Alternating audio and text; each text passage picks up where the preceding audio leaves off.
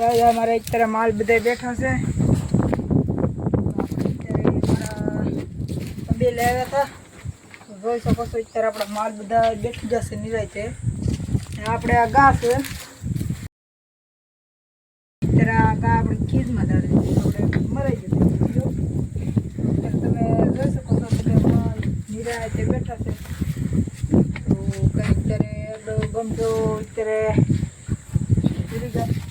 પાછો અત્યારે પડી જાય છે બધું હલે. આ બધો